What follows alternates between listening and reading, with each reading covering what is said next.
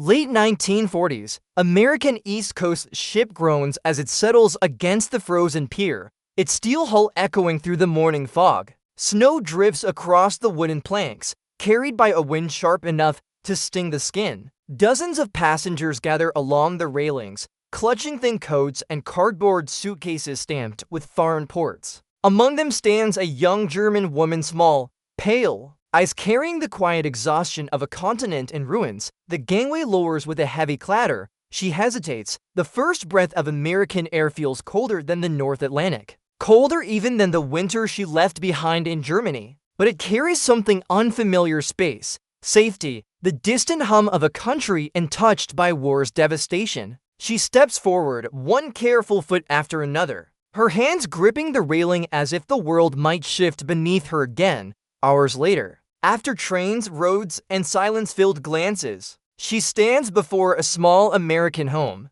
Her new husband waits behind her, hopeful, unsure. She touches the doorframe with smooth beneath trembling fingers. "This is home now," she whispers, the words catching, freezing somewhere between fear and fragile hope, leading into the deeper story of how she reached this moment. The collapse of Nazi Germany in May 1945 marked the end of a regime, but for millions of civilians, it also marked the beginning of a long and uncertain survival. Cities lay flattened. Entire neighborhoods were nothing more than broken stone and open sky. Food was scarce, buildings unheated, and families displaced. Hunger and exhaustion shaped daily life more than politics ever could. In these ruins, the occupying armies became part of the landscape, especially the Americans, whose presence brought both fear and a strange sense of stability. American Gs were stationed across the American occupation zone, Bavaria, Hesse, Württemberg, and parts of Baden. They patrolled streets lined with rubble,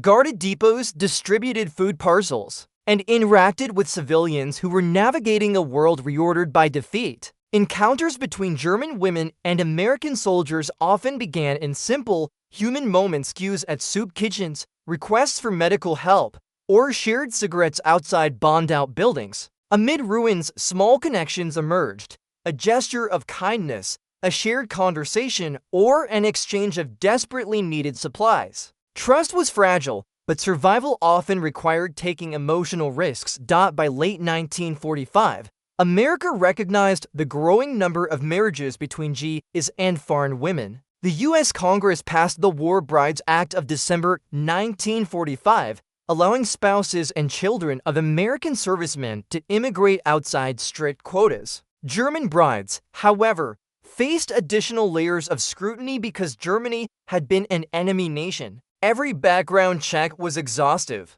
Every document needed to be reviewed by military intelligence. Even so, marriages continued. By 1947, tens of thousands of German women, some widowed, some alone, many young, found themselves legally bound to American soldiers who were preparing to return home. Yet stigma followed them everywhere. In Germany, many were judged harshly by neighbors who viewed relationships with occupiers as betrayal. In America, some were met with suspicion by families and communities still grieving wartime losses. They lived between two worlds, no longer wholly German, not yet accepted as American. Their journey from devastation to an unfamiliar homeland was shaped by these tensions. And this fragile transition set the stage for the moment our story centers upon, when one young bride stepped into a home that symbolized both hope and uncertainty.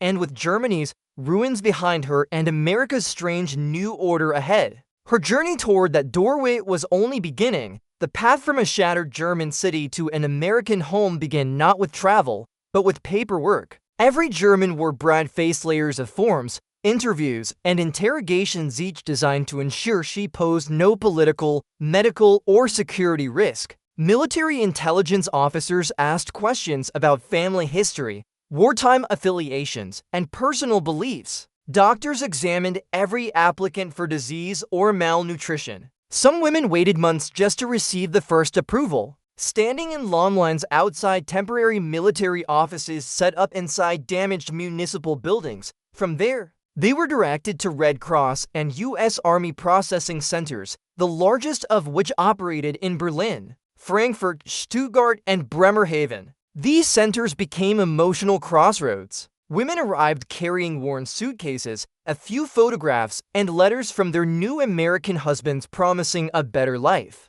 Many were borrowed coats or dresses stitched from leftover fabric. Inside these centers, final interviews were conducted, passports issued, and transport schedules assigned. For some, the most difficult moment came when they said goodbye to family parents left behind in ruins. Siblings facing an uncertain future in a divided Germany when their departure day arrived. The women boarded transport ships such as the USS George Washington, the SS Argentina, and the General W.F. Hayes. These were the same vessels that had carried soldiers to Europe. Now they carried wives and children across the same ocean in reverse. The voyage typically lasted 10 to 14 days. Cabins were cramped, seas were rough, and many spent the journey seasick or anxious. Yet there were moments standing on deck, watching the horizon when the enormity of their decision became clear. They were leaving an entire life behind, crossing not only an ocean, but a cultural boundary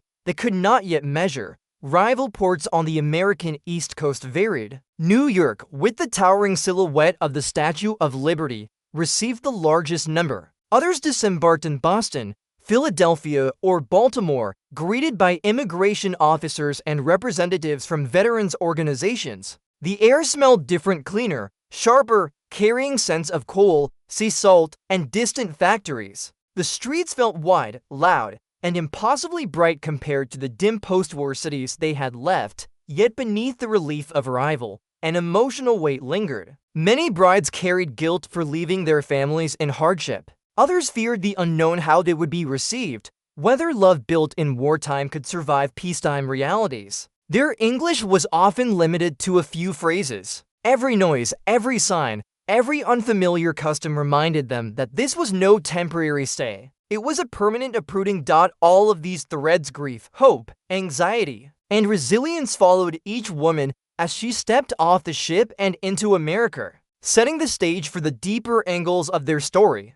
Human for many German war brides, the war had carved deep emotional wounds long before they met the American soldiers they would eventually marry. Memories of hunger remained, sharp ration lines stretching around corners, empty cellars, and winter survived on thin soups and whatever could be traded in the rubble markets. The loss of home was not just physical. Entire neighborhoods where they once played as children were wiped out in minutes during air raids. These women carried the weight of relatives killed, missing, or scattered across Europe. When they arrived in America, these memories did not fade. They surfaced in small moments, a loud engine reminding them of bombers, a sudden emptiness in the pantry triggering fear. Their past lived just beneath the surface, shaping how they approached every unfamiliar experience. Cultural gap between post-war Germany and late 1940s America was immense. English was spoken quickly, with idioms impossible to translate. Everyday custom small talk with strangers, tipping at restaurants, handshakes that felt informal had no equivalent in the rigid social etiquette of Germany. Even food was a shock. American grocery stores overflowed with items they had not seen in years: canned fruit, fresh meat, sugar, coffee. Yet these comforts amplified a sense of isolation. The abundance felt overwhelming, almost unreal, emphasizing how far they had traveled from the hunger-stricken streets of home. Learning to cook American meals, juggle new expectations, or navigate local traditions became a slow process filled with misunderstandings that made them feel more alone. Their husbands were often still soldiers, and military life brought its own set of rules. Many were brides lived near bases, surrounded by the disciplined rhythm of American military culture: uniforms, inspections, strict schedules. Some men, shaped by the authority of wartime service, expected obedience at home as well. Others struggled with their own trauma, carrying memories of battles, friends lost, or the moral complexities of serving in an occupation force. War brides found themselves balancing personal adaptation with the emotional needs of men who had also endured years of upheaval. Military regulations even dictated aspects of their early lives in America, from where they could live to how soon they could apply for citizenship. Stigma: their marriages did not shield them from judgment. In Germany, some had been called Army Liebchen, American sweetheart's a label spoken with bitterness. In America, suspicion lingered. The war had ended only recently, and memories of enemy nations remained fresh. Many neighbors viewed German brides with caution, uncertain whether they were disloyal or sympathetic to a defeated regime. Some families of American soldiers were reluctant to accept them, wary of cultural differences or lingering wartime emotions. These women lived under a constant gaze, navigating assumptions and skepticism while trying to build a quiet, stable life. All these angles intertwine, shaping the deeper layers of their journey. Domestic WWII first American home a war bride stepped into often felt like a museum of unfamiliar comforts: electric stoves, large refrigerators, polished wooden floors, soft chairs, and bright lamps that worked with the flip of a switch. Many had spent the final years of the war living in damaged buildings or temporary shelters, where every object had a story of improvisation. But domestic life in America brought expectations. Wives were expected to manage the household, prepare American-style meals, and maintain a level of cleanliness and order that felt different from the survival-based living of post-war Germany. Even small tasks, understanding laundry machines, navigating supermarkets, or organizing a pantry, were part of a new learning curve. What Americans considered normal, they experienced as a constant reminder of how unfamiliar their new world was. Psychological bent the daily routines. War brides carried an emotional landscape shaped by trauma and displacement. They often felt suspended between two identities: German by birth, American by marriage. Survivor's guilt surfaced unexpectedly when letters from home described continued hardship. Nightmares, sudden tears, or moments of fear triggered by loud noises were common, but rarely discussed openly. Many struggled with the guilt of leaving family behind,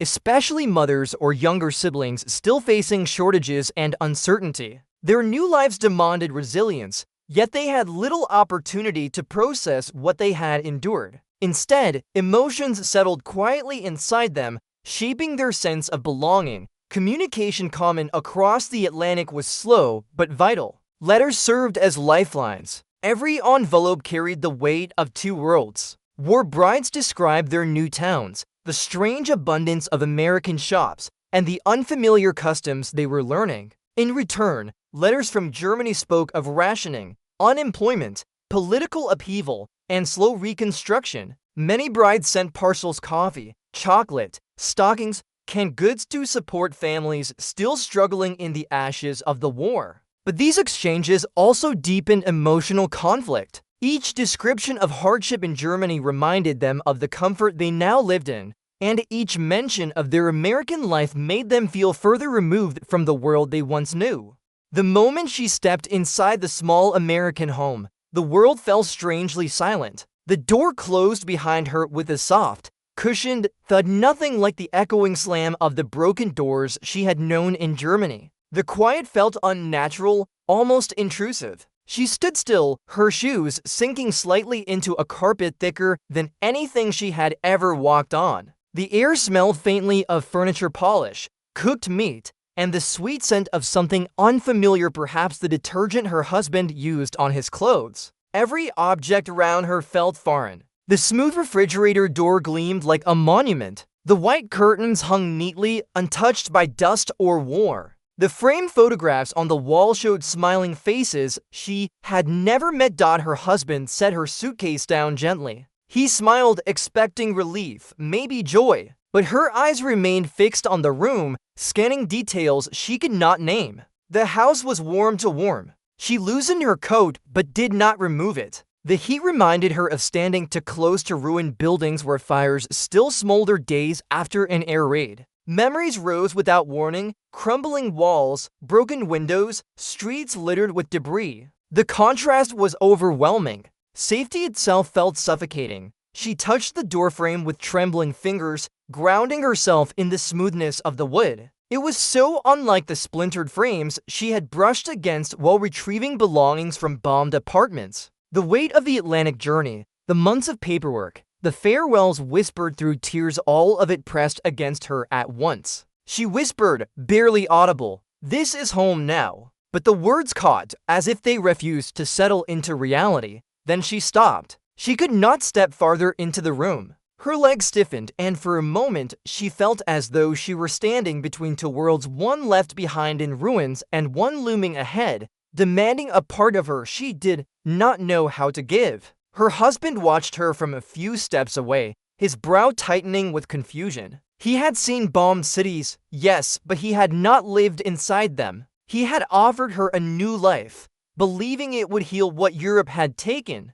He could not understand why the sight of a tidy living room brought her to a standstill. He moved closer, gently touching her arm, but she still could not move. The quiet shock of the moment held her frozen, suspended inside a reality that felt both safe and unbearably distant from everything she had known. This moment, the stillness, the hesitation, the unspoken weight was the threshold she had to cross before anything resembling a life in America could begin. That night, the emotional tension she had been holding since Germany finally began to unravel. The house was quiet, far too quiet compared to the shared apartments and crowded shelters she had lived in during and after the war. Her husband tried to make conversation, asked if she was hungry, if she liked the room, if she wanted to rest. Every question felt like a gentle tap against a wall inside her that was already cracking. When she lay down on the bed, the softness startled her. It reminded her of hospitals she had visited during the war,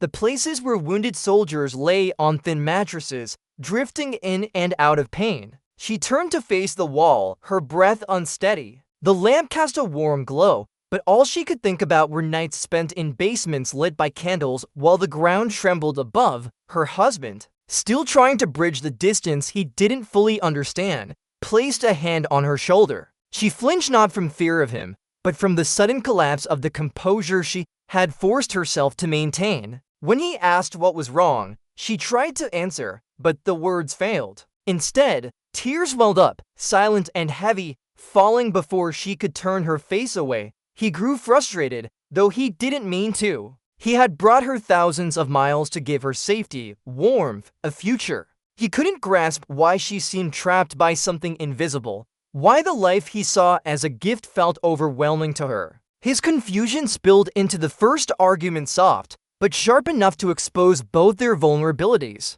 He asked if she regretted coming. She shook her head, but her silence made him doubt. She asked for patience, though she couldn't explain the full depth of what she carried. That moment, raw and painful, became the turning point. She realized that crossing an ocean had not erased the past. She could not simply replace rubble with comfort or fear with calm. But she also understood that if she retreated into the memories that shaped her, she would lose the chance to build the life she had chosen. The choice was not between Germany and America, it was between remaining frozen in trauma or learning slowly to breathe in this new world. Later, as she sat in the dim hallway, wrapped in a borrowed blanket, she listened to the unfamiliar hum of the refrigerator and the distant creak of the house settling. These sounds were strange, but they were not bombs, not collapsing walls, not alarms in the night. For the first time since arriving, she let herself acknowledge that the quiet was not a threat. In that realization, the moment when the foreign silence shifted from fear to possibility, her path forward began. The first weeks in America unfolded slowly, shaped by routines that felt both ordinary and impossibly foreign. Mornings began with the unfamiliar smell of American coffee, stronger and richer than anything she had tasted in Germany. Her husband left early for work or military duty, and she remained in the quiet house, learning its rhythms, the warm hiss of the radiator, the steady hum of appliances, the distant sound of cars on wide, orderly streets. Neighbors appeared cautiously at first. Some arrived with polite smiles and curious questions, their English flowing too quickly for her to fully follow. Others maintained distance, offering only brief nods from porches or sidewalks. She practiced simple greetings, repeating them under her breath before stepping outside. Trips to the grocery store were overwhelming. The aisles were brightly lit, shelves filled with canned goods, fresh produce, and packaged foods she had never seen. Holding a shopping basket felt like stepping into another reality, yet she often moved through the store hesitantly, touching items as if they might disappear.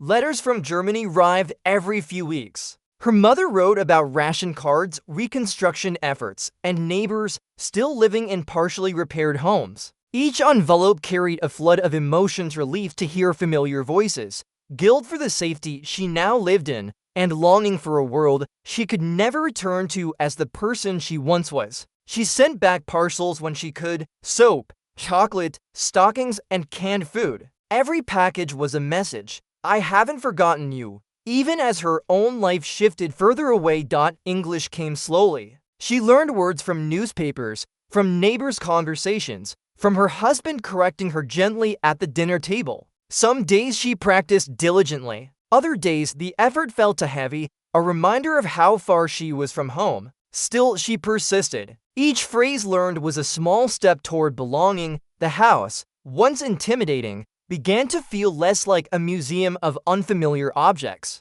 She memorized the sounds of each room, grew comfortable cooking meals from simple recipes her husband taught her, and slowly discovered routines that felt like her own. Yet beneath the surface of these early adjustments lay the lingering question that had followed her since the doorway, the question of whether this place could ever truly become home. Years passed, and the contours of her life in America began to solidify, though not without compromise. Children arrived, some eager, some cautious, binding her to this new world in ways that could not be undone. They spoke English effortlessly, navigated schools, and played in streets lined with trees she had never seen. Their laughter and presence softened the edges of homesickness, offering a tether to the country she had once entered with hesitation. Still, the echoes of Germany never fully faded. She carried dual identities, balancing memories of the ruined streets and ration lines with the suburban calm and abundance of her American neighborhood. Historical studies later reflected a complex